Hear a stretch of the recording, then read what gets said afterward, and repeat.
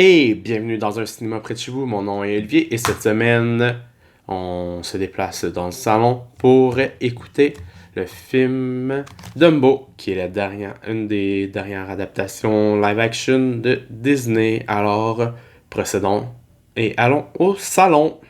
Donc, le Blu-ray de Dumbo, est-ce qu'il vaut la peine? On va commencer par s'attaquer par l'histoire. L'histoire, c'est une réinterprétation, un remake de l'histoire du film d'animation de Disney de 1941. Cette fois-ci, elle est faite à la sauce Tim Burton, puisque c'est lui qui réalise. Donc, on peut facilement voir son style qui est apposé à l'histoire et surtout au décor et costumes et tout l'univers de Tim Burton qu'on est habitué de voir en tant que tel. L'histoire, c'est Dumbo, cet éléphant qui peut voler en tant que tel avec ses grosses oreilles et qui, au début, perd sa mère puisque c'est un éléphant dangereux en tant que tel. Donc, Dumbo est un peu forcé à faire partie du cercle des Médicis.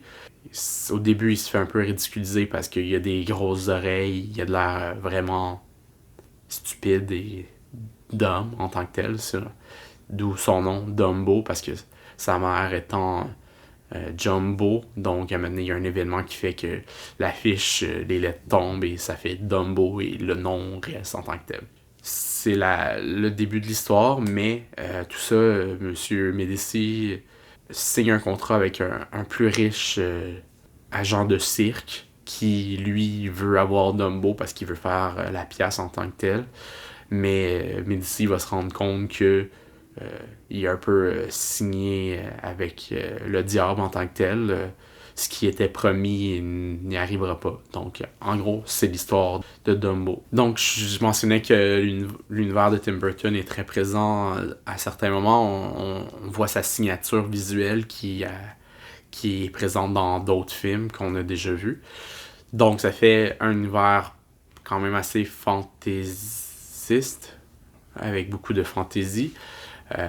Peut-être que ce qui frappe dès le début, c'est que beaucoup de choses est faites avec du CGI et des fonds verts ou des fonds bleus. Donc, il y a un petit quelque chose à l'écran qui fait comme qui est un peu pas déstabilisant, mais peut-être qui est moins réaliste en tant que tel, donc ça accroche l'œil et ça me dérange un peu tout le long.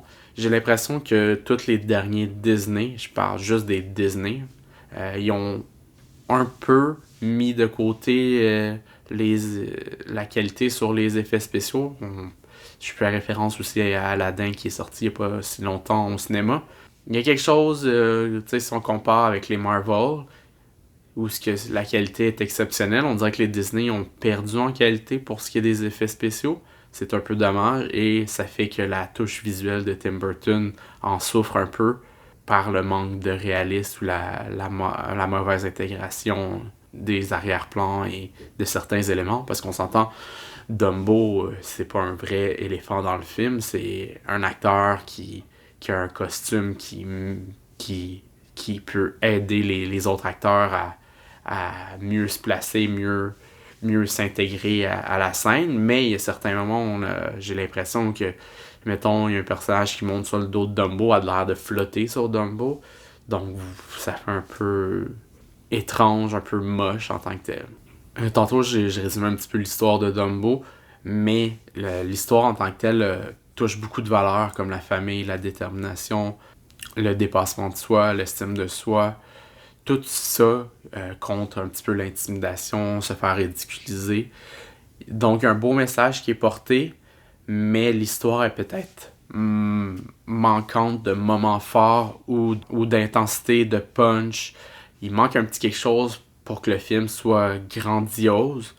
Oui, les scènes, il y a qui sont jolies, sont bien faites, bien réalisées, même si les effets spéciaux sont pas toujours au point. Mais au bout du compte, il manque un petit quelque chose dans l'histoire pour rester captivé par cette histoire-là.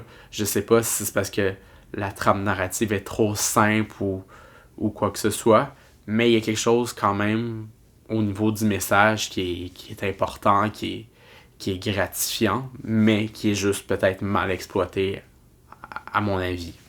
Le film Dumbo met en scène une belle brochette d'acteurs. Il y a Colin Farrell, Danny DeVito, Michael Keaton, Eva Green sont tous exceptionnels, sont tous bons dans leur personnage. Les deux enfants qui accompagnent Dumbo et qui sont les enfants du personnage de Colin Farrell sont bons, c'est leur premier rôle. Ce qui est amusant, c'est que Danny DeVito et Michael Keaton ont déjà joué précédemment ensemble dans Batman Return de Tim Burton, mais leurs rôles sont inversés cette fois-ci. D'un côté, on avait Keaton qui était Batman, qui était le gentil, et Danny DeVito qui était le vilain, il me semble que c'est Pingouin, donc qui était le vilain, et là, ils ont des rôles inversés, donc on le voit même dans les suppléments, ils en parlent de ça, ils trouvent que ça fait drôle d'avoir inversé leur rôle en tant que tel. Mais la distribution est un peu affectée par le scénario puisqu'elle est peut-être pas assez forte, donc leur jeu est pas mis assez de l'avant en tant que tel. Pour ce qui est du Blu-ray, ben on s'entend que tous les derniers Blu-ray de Disney réutilisent cette même recette au niveau du transfert pour l'audio et la vidéo, qui sont vraiment très, très beaux, très riches visuellement. Les couleurs sont saturées, sont vibrantes, les couleurs sont riches, il y a des bons contrastes, la trame audio est vraiment très bonne. Et la trame aussi audio, elle est très riche, il n'y a pas de problème en tant que tel. Pour ce qui est des suppléments, il y en a quelques-uns sur le disque qui durent en moyenne de 5 à 10 minutes. Il y a à peu près 8-9 contenus différents qui se retrouvent principalement à être des behind the scenes, des making of, des bêtisiers, des scènes coupées, des explications sur comment est-ce que Tim Burton a imaginé cette recréation-là de ce classique de Disney, tout ça. Mais en même temps, tous ces segments-là sont très courts, c'est des petites entrevues, des petits moments qui parlent, donc 5 à 10 minutes, c'est pas beaucoup de contenu, mais il y a quand même une belle variété comparativement à d'autres films qui sortent récemment où il y a peu ou pas du tout de contenu ou qui sont vraiment très minces. Donc, au moins, il y a un effort là qui est intéressant à voir en tant que tel. Bref, Dumbo, c'est pas un grand film, c'est quand même divertissant pour ce que c'est. Il manque un peu de quoi à l'histoire pour que j'ai été accroché. La distribution est bonne, mais ce qui enrobe tout ça est un peu faible en tant que tel. Et surtout, ce qui est décevant, c'est les effets spéciaux qui sont plus ou moins bien réussis. On ressent beaucoup les fonds verts, comme je disais. Donc, c'est pour ça que je peux pas donner une meilleure note que 3 étoiles. C'était Olivier, on se revoit dans un cinéma près de chez vous.